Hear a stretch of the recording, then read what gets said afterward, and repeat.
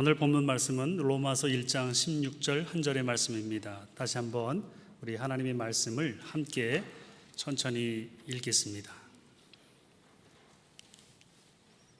내가 복음을 부끄러워하지 아니하노니 이 복음은 모든 믿는 자에게 구원을 주시는 하나님의 능력이 됨이라. 먼저는 유대인에게요 그리고 헬라인에게로다. 아멘. 제 설교에 맞춰서 파워포인트 준비해 드린 거 함께 진행해 주시면 감사하겠습니다. 멈추고 나서야 비로소 보이는 것들이 있습니다. 마구 달리면서는 주변에 있는 그런 상황들을 제대로 파악하기가 어렵습니다. 자전거를 타고 가면서 보이는 그런 풍경이 다르고요, 차를 빠르게 몰고 가면서 보는 그런 풍경이 다르고, 또 걸으면서 보는 그런 풍경이 똑같은 거리인데도 다 다릅니다. 우리가 비로소 발견하는 새로운 것들이 있습니다. 코로나19는 우리 모두를 멈추어 서게 만들었습니다. 그러나 답답하고 고통스러운 그런 상황 속에서도 새삼스럽게 깨달아지는 것들도 많이 있습니다. 코로나 사태로 인해서 신천지를 비롯한 그런 이단들이 이제 일반 사람들 모두에게 공개가 만천하에 그렇게 드러나는 그런 사건들도 있었습니다. 그러나 정통인지 이단인지를 제대로 파악하지 못하는 그런 일반 사람들에게는 우리 정통 교회들이 또 더불어 한국교회 전체가 더불어 욕을 먹는, 신뢰를 잃어버리는 그런 결과도 얻게 되었습니다. 여러분 기억하시는지 모르겠지만 2002년도에는 사스라고 하는 것이 있었고, 또 2009년도에는 신종플루가 있었고, 2015년에는 메르스가 있었고, 그리고 2019년 말에 이 코로나19가 발생했습니다. 하나님의 말씀 가운데 하나님께서는 공중에 나는 참새 한 마리라도 하나님의 계획 가운데 있고 섭리 가운데 있어서 하나님이 허락지 않으시면 그 한 마리도 땅에 그냥 떨어지는 일이 없다라고 말씀하시는데, 인류에게 이러한 사건을 통해서 거듭거듭 말씀하시는 하나님의 메시지는 무엇일까요? 마태복음 24장에 보면은 무화과 나무 가지 비유를 배우라 라고 성경은 말씀하고 있습니다. 그 가지가 연하여지고 잎사귀를 내면 여름이 온 것을 알라. 이스라엘의 상황이죠. 지금 같으면은 은행나무가 그 단풍을 곱게 노랗게 입으면은 가을이 깊어지는 것을 알라 하는 그런 표현과 동일하겠습니다. 이러한 시대적인 여러 징후들을 통해서 하나님께서는 우리 모두에게 시대를 바라보는 그런 안목을 갖기를 원하고 계십니다. 이 시대의 징후들을 알아라 라고 하는 것입니다. 나라와 나라가 대적해서 일어나겠고 곳곳에 처처의 기근과 지진이 있겠고 하는 그런 등등의 모든 성경이 말씀하는 것들이 오늘 이 시대의 뉴스가 되고 있습니다. 현실이 되고 있습니다. 너무나도 전율을 느끼게 하는 하나님의 말씀이 그대로 성취되는 현장 가운데 오늘 우리가 살고 있는 것입니다. 이 모든 일들이 일어나거든, 이 모든 환난이 있거든 인자가 곧 가까이 이른 줄 알아라. 하나님께서는 말씀을 통해서 우리에게 이미 일러주고 계시는 것입니다. 온 세계가 코로나19 사태를 통해서 반성하고 다시금 자신을 돌아보는 그런 기회로 삼아서 새롭게 각성하는 그런 기회로 삼는다면 어쩌면 이 위기는 기회가 될 수도 있습니다. 이 세상의 모든 크리스찬들이 코로나19 이 사태를 통해서 다시금 자신을 돌아보면서 신앙을 바르게 하는 기회로 삼고 우리 모두를 지으신 창조주 하나님께로 돌아가는 그런 기회로 삼는다면 이 위기는 오히려 은혜의 기회가 될 것입니다. 그렇다면 이 시대에 우리가 돌아가야 할 자리는 어디고 우리가 다시 회복해야 할 것들은 과연 무엇이겠습니까? 오늘 읽은 본문 말씀 가운데 보면 이것은 17절과 함께 로마서 전체의 요절이 되는 그런 말씀입니다. 내가 복음을 부끄러워하지 아니하노니 이 복음은 모든 믿는 자에게 구원을 베풀어 주시는 하나님의 능력이 됨이라. 우리가 하나님의 능력을 소유하려면 우리가 이 복음을 들고 있어야 됩니다. 복음이 하나님의 능력이다. 오늘 사도 바울은 로마 교회에 보내는 편지를 통해서 사실 사도 바울이 로마 교회와는 별 상관이 없었거든요. 그런데 그들에게 나는 하나님으로부터 택정함을 입은 하나님의 일꾼이다, 사도다라고 소개하면서 복음에 대해서 요약적으로 아주 간결하고 쉬운 말로 기록하고 있는 것이 로마서인데, 그 중에서도 로마서 1장 16절과 17절은 핵심 요절이 되는 그런 말씀입니다. 내가 복음을 부끄러워하지 아니하노니, 다시 다른 말로 하면은 이것은 부정적인 그런 강조용법인데, 내가 복음을 자랑스러워하노니 라고 하는 그런 말과 같습니다. 복음은 자랑스러운 것입니다. 왜냐하면 복음이 담고 있는 내용이 너무나도 귀하고 너무나도 놀라운 그런 것이기 때문입니다. 사도 바울은 이 복음은 모든 믿는 자에게 구원을 주시는 하나님의 능력이 됩니다 라고 여러 차례 강조해서 말하고 있는데, 여기서 하나님의 능력의 이 능력이라고 하는 원어는 두나미스, 힘, 파워, 권력, 다이나마이트와 같이 폭발력을 가진 그런 강력한 힘을 말하는 것인데, 그러나 이것을 직역하면 그렇지만은 이 문장 속에서 이 하나님의 능력이라고 하는 것을 제대로 번역을 한다면, 의역을 한다면 이것은 하나님의 처방이다. 의사가 병든 사람에게 내리는 그런 처방처럼 죽을 수밖에 없는 인류에게 죄로 말미암아 하나님과 단절되어서 영원히 죽을 수밖에 없는 인생들에게 하나님이 베풀어 주시고 하나님이 내려주신 하나님의 처방이다 라고 하는 것입니다. 복음이란 하나님의 처방입니다. 그렇다면 우리는 이 처방을 받아야 돼요. 왜냐하면 우리는 병들었거든요. 우리는 단절된 그런 생명들을 회복해야 되거든요. 그러기 위해서는 우리는 복음을 반드시 들어야 합니다. 여러분, 복음을 들으셨습니까? 복음을 들으신 분들이 하나님 앞에 예배하는 그런 자리인 줄로 압니다. 그렇다면 여러분, 복음을 들은 우리들에게 사명이 또한 있습니다. 그것은 우리가 복음을 듣지 못한 사람들을 위해서 복음을 전해 주어야 하는 하나님의 지상 명령입니다. 전하는 이가 없으면 어찌 들으리요. 하나님의 법칙은 그냥 하늘에서 말씀이 떨어지는 것이 아니라 말씀에 순종한 종들이 세상 끝까지 나아가서 복음을 증거하고 또 증거하는 그러한 하나님의 일꾼들을 통해서 복음을 확산하고 계십니다.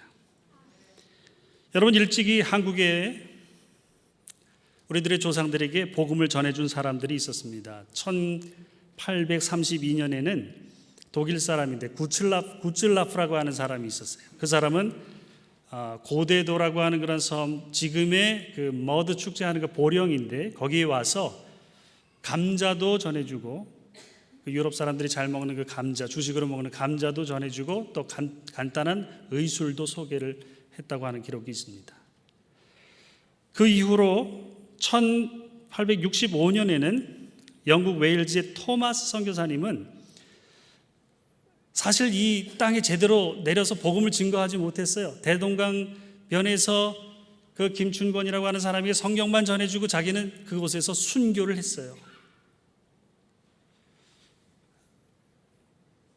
그 후로도 오랫동안 선교사들이 들어와서 우리나라의 문을 열고 복음을 전해주기를 원했지만 우리나라는 쇄국 정체로 나라의 문을 굳게 잠그고 선교사는 안 돼, 선교사를 거부하던 나라가 바로 우리나라예요.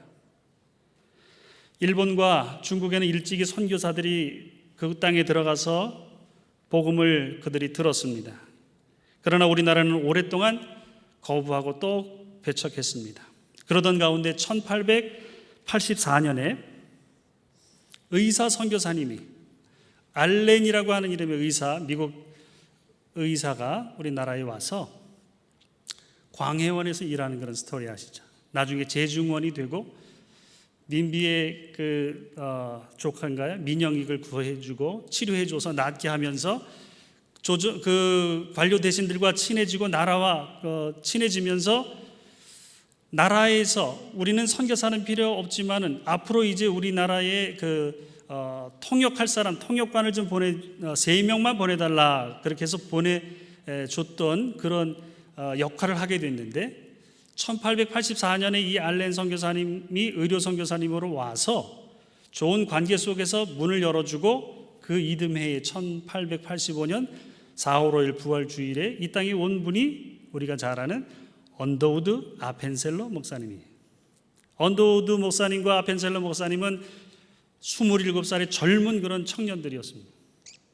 제물포항에 가면은 여러분 우리 복음을 처음 전해준 그 선교사님들의 기념비가 거기 있는데 3명의 그 사람들이 거기 이렇게 새겨져 있어요. 왜 3명이냐면 언더우드는 총각이고 아펜셀러는 결혼해서 왔기 때문에 이 두 사람은 서로 기도회에서 기도하던 기도 동지들이었어요.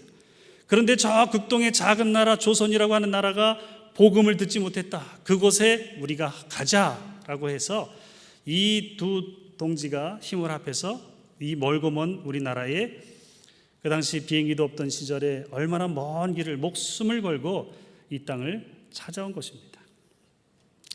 그들은 비로소 그 이전에는 간접적으로 하던 그런 선교들이 본격화되고 교회를 개척해서, 여러분 교회를 개척하는 것은 복음을 전하기 위해서 아주 가장 효과적인 방법이에요.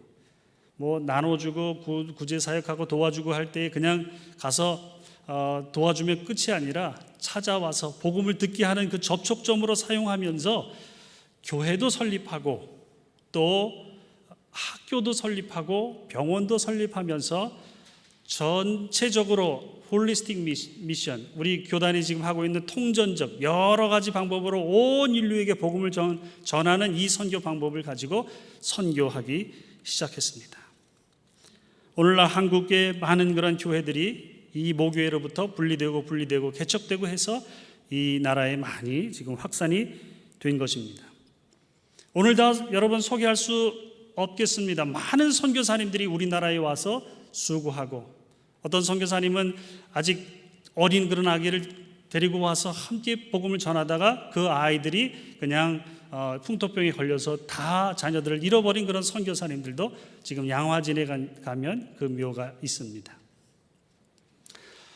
선교사님들이 복음을 전하기 위해서 이 땅을 찾아왔고, 또 그 선교사님들만 그냥 그냥 훌쩍 온 것이 아니라 그들을 보내주고 후원하고 또 그들을 위해서 기도하고, 그들뿐만 아니라 그들이 복음을 전하는 이 민족, 우리 조선이라고 하는 이 땅의 백성들을 위해서 기도하던 사람들이 있었기 때문에 우리 조상들이 오늘 우리가 복음을 들을 수 있게 된 것입니다.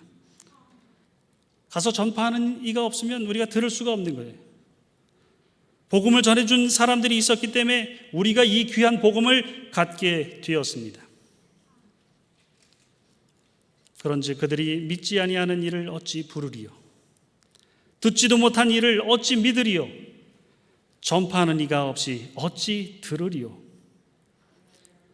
유럽의 여러 교회들이 최근에 2017년인가요?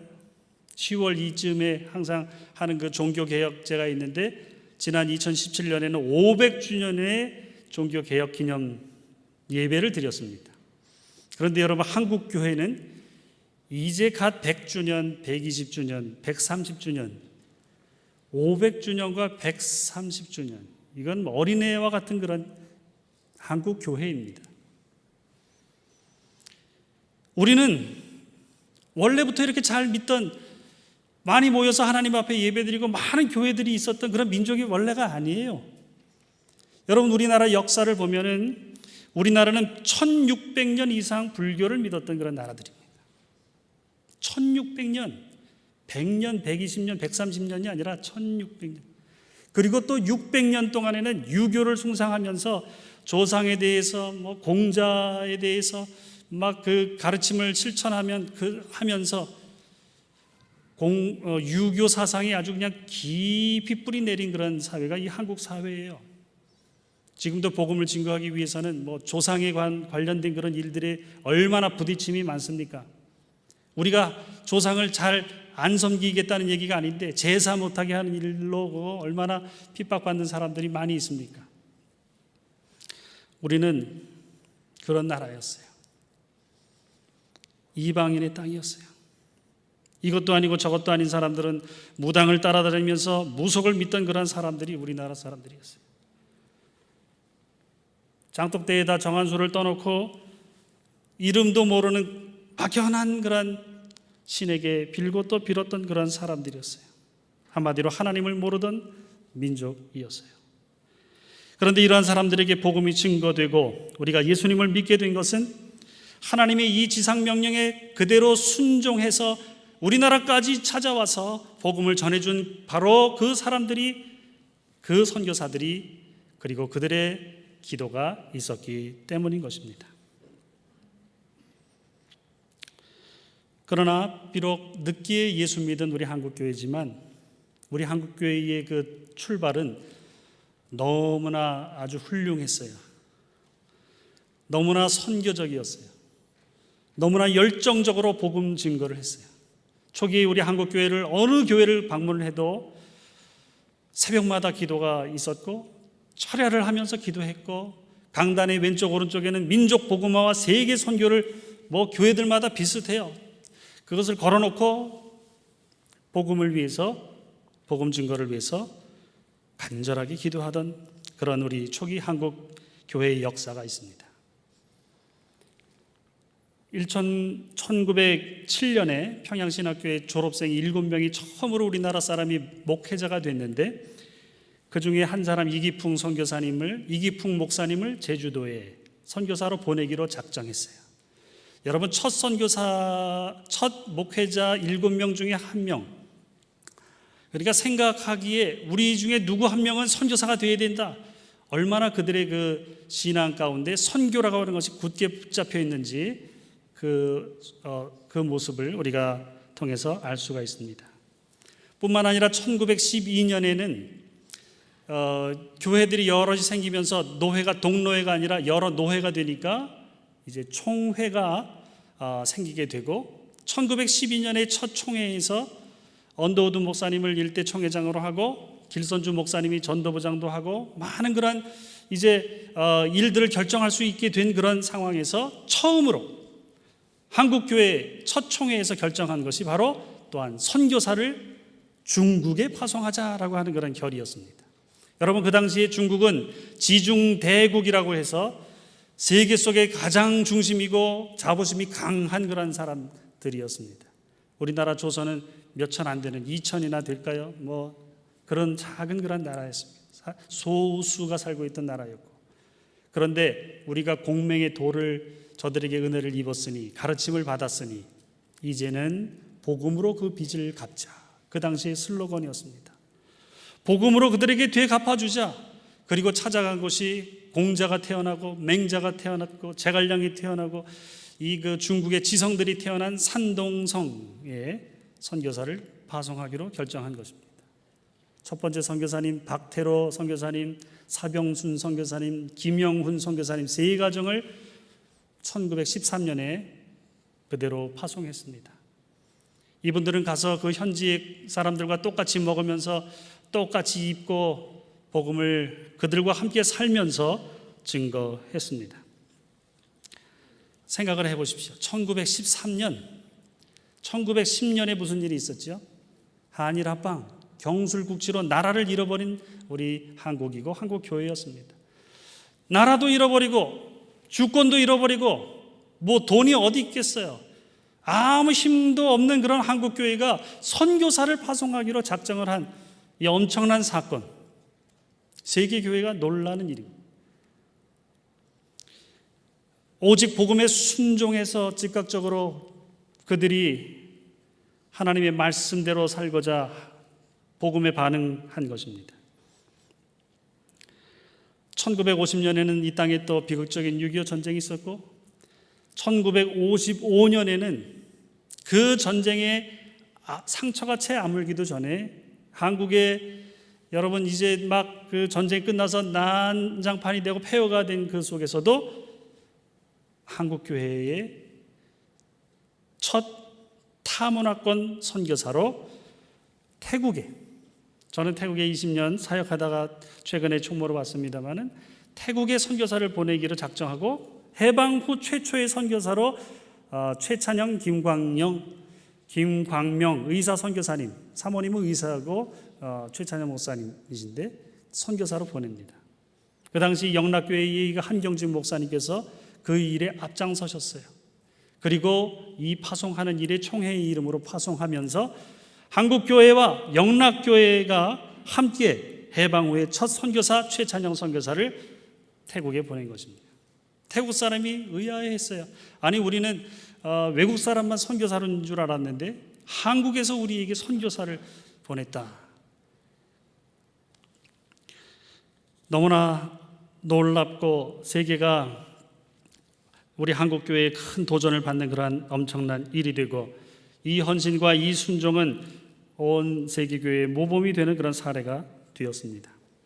그렇게 시작된 우리 교단의 선교가 이제는 94개국에 827가정 1556명의 선교사를 세계에 파송하고 후원하고 기도하는 그런 한국 속의 리더십을 가진 그러한 교회요 교단으로 성장하게 되었습니다.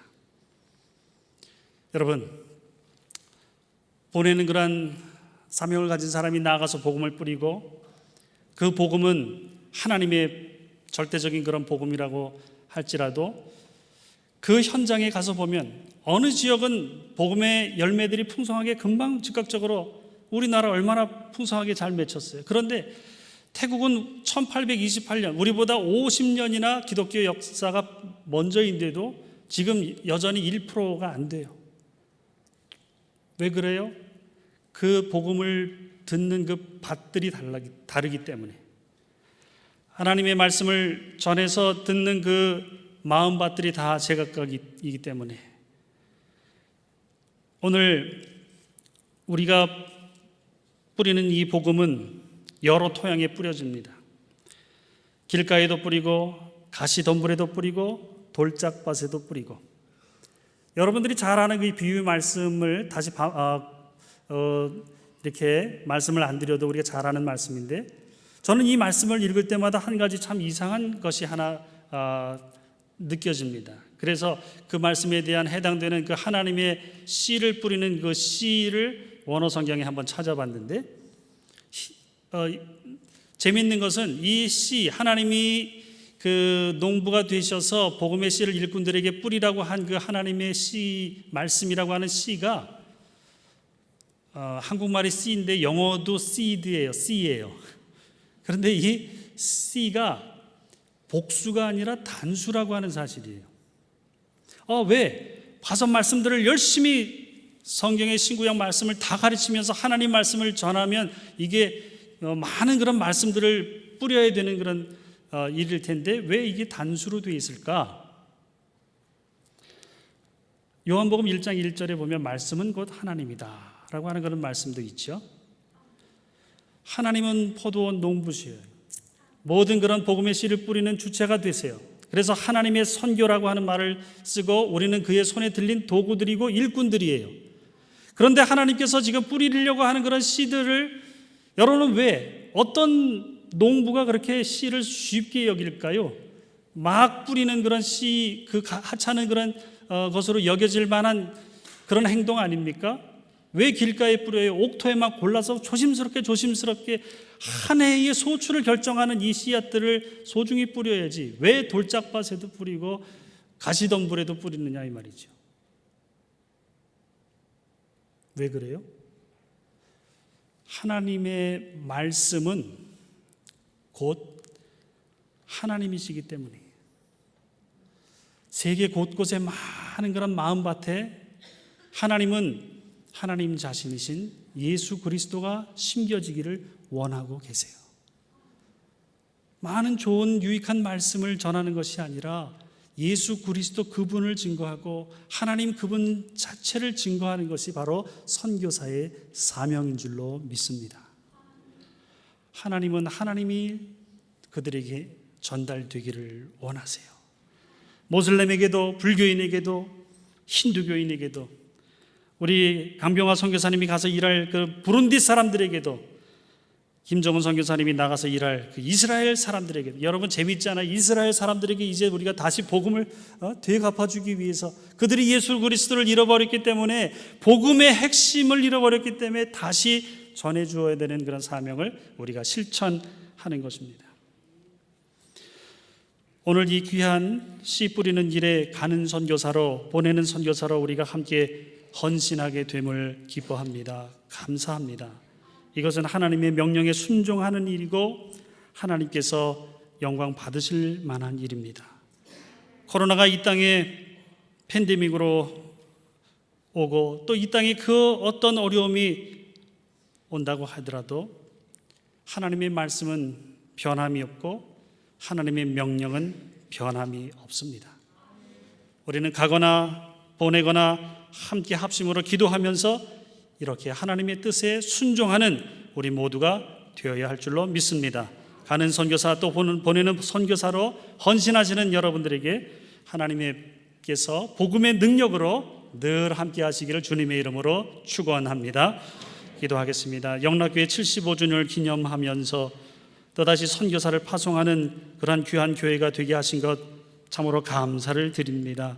하나님께서 이 보내는 선교사와 또 나가는 선교사 모두에게 은혜를 베풀어 주셔서 주의 복음의 핵심이신 예수 그리스도를 올바로 잘 증거할 수 있는 능력의 복음이 증거될 수 있도록 은혜 베풀어 주시옵소서. 감사드리옵고 예수 그리스도 이름으로 기도하옵나이다. 아멘.